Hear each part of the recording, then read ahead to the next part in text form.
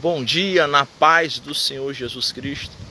Que o nosso Deus e Pai venha abençoar e que o Espírito Santo de Deus te ilumine. Um Shabbat Shalom a todos. Irmãos, nós sabemos que lá no passado havia exércitos que iam para as suas lutas com espadas, com lança, escudos. Era a forma que eles se enfrentavam lá no passado. E sabemos também que aquele exército que conseguisse vencer os seus adversários, ele tomava posse dos seus pertences, ou seja, das suas espadas, das suas lanças. Ele tinha controle sobre tudo. E o exército que vencesse, além de dele triunfar, ele crescia. O número dele ia aumentando. Porque aqueles soldados ele viria para o exército de cá. Aqueles que, claro, que sobrevivessem. Então, a Bíblia vai falar que no passado havia os filisteus que se levantou contra o exército de Israel, o exército do Deus vivo. Então ele veio conquistando, veio tomando posse, até alcançar, até se aproximar do exército de Israel, que era liderado pelo rei Saul. Então o rei Saul se aproximou para ir para a batalha. Então a Bíblia diz que o exército dos filisteus, o exército de Israel estava diante assim de um vale.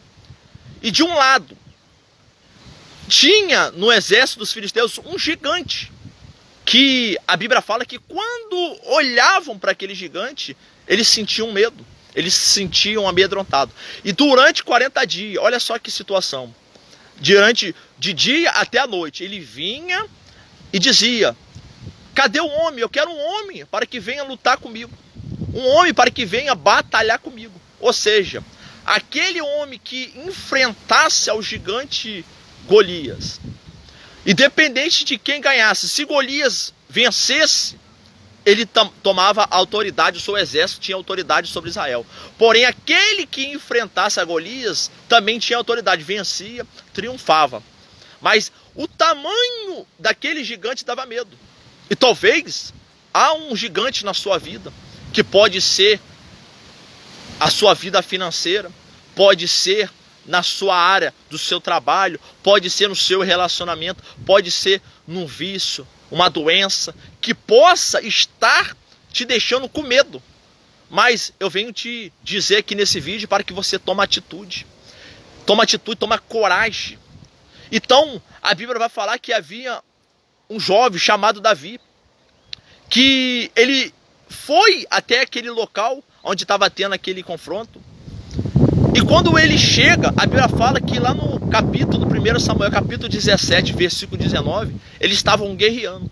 Mas o que chamou a atenção, que quando já Davi chega, não estava tendo uma batalha, não estava tendo uma batalha corporal, em espada, em lança e nada. Mas a Bíblia, ela faz questão de dizer que eles estavam guerreando. Então ali mostra que a guerra que ele estava travando era na mente, ou seja, Golias estava lançando palavra ao exército de Israel e aquilo ali estava minando a sua mente. Mudando o texto, a Bíblia fala lá em Josué que Deus fala assim: ser forte e corajoso. Ele repete: ser forte de boa coragem, ou seja, ele estava falando para Josué e para você que está ouvindo, não é para você ser forte necessariamente no corpo, nos braços, não. Ele está sendo para ser forte no espírito, na tua alma.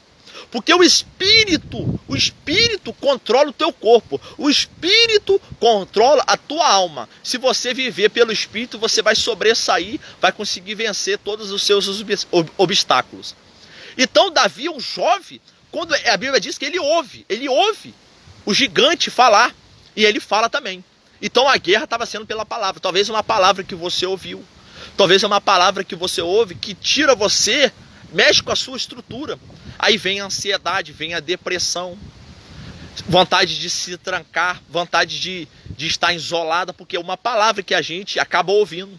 Mas quando a Bíblia diz que Golias amaldiçoou a Davi, mas Davi lançou palavras. Ele diz: você vem com espada, você vem com lança, você vem com escudo, mas eu vou no nome do Senhor. Ou seja, você tem que ir no nome do Senhor.